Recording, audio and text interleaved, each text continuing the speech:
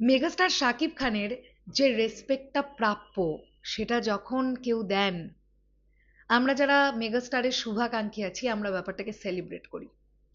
কারণ মেগাস্টার শাকিব খান এই মানুষটা 28টা বছর ধরে যেভাবে জান প্রাণ লড়িয়ে বাংলাদেশ চলচ্চিত্র জগতের জন্য করে যাচ্ছেন, এই মানুষটাকে নিয়ে যখন সম্মান বোধ দিয়ে অন্যান্য শিল্পীরা কথা বলেন না, তখন বিষয়টা দারুণ হয়ে ওঠে। রিসেন্টলি পান্থ কানাইয়ের গাওয়া পিরিতি গানটা আমরা প্রত্যেকে শুনেছি। রকস্টারে ওনার এই গানটা আছে এবং ওনাকে আমরা ভিজুয়ালিও দেখেছি।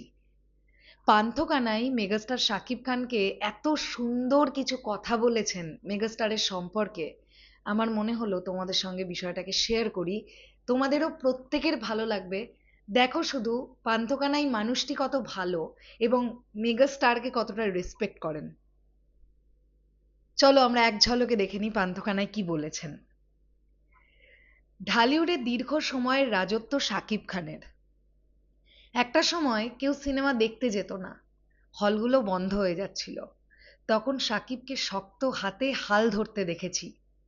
সিনেমা হল যে কটা বেঁচে আছে, সিনেমা হল যে কটা বেঁচে আছে তার জন্যই আছে। ওই জায়গা থেকে তার উপর আমার একটা রেসপেক্ট আছে। কত দামি এবং বাস্তব কথাগুলো পান্থকানাই বলেছেন মেগাস্টারকে কেন্দ্র করে, জাস্ট একবার দেখো। আমার তো খুব ভাল লাগছে। এবং শুধু এই কথাগুলো বলেই নয়, পান্থ কানাই যখনই কোনো চ্যানেলকে ইন্টারভিউ দিচ্ছেন ডেফিনেটলি মেগাস্টার শাকিব খানের সম্পর্কে তাকে বলতে বলা হচ্ছে। এত হাম্বল ভাবে মেগাস্টারের প্রতি তিনি বক্তব্যগুলো রাখছেন, আমার কাছে তো ব্যাপারটা দুর্দান্ত লেগেছে। আমি ডেফিনেটলি চাইবো ইন ফিউচার মেগাস্টারের কোনো সিনেমার ক্ষেত্রে যদি লোকসঙ্গীতের ব্যবহার বা প্রয়োজন হয়ে থাকে, পান্থ কানাই আবার একবার রিপিট হোক। এতদিন আমরা অনেকেই চেয়েছিলাম বা পান্থ কানাই নিজেও চেয়েছিলেন যে মেগাস্টার শাকিব খানের ছবিতে তিনি তার একটা গান হোক। ব্যাটে বলে মেলেনি তাই হয়নি, কিন্তু রকস্টারের ক্ষেত্রে ব্যাটে বলে মিলেছে এবং পান্থ কানাই যেভাবে গানটা গেয়েছেন, মানুষের মন তিনিও জিতে নিয়েছেন। এটা তো অবশ্যই মানতে হবে। উনি প্রচন্ড বড় একজন সঙ্গীত শিল্পী।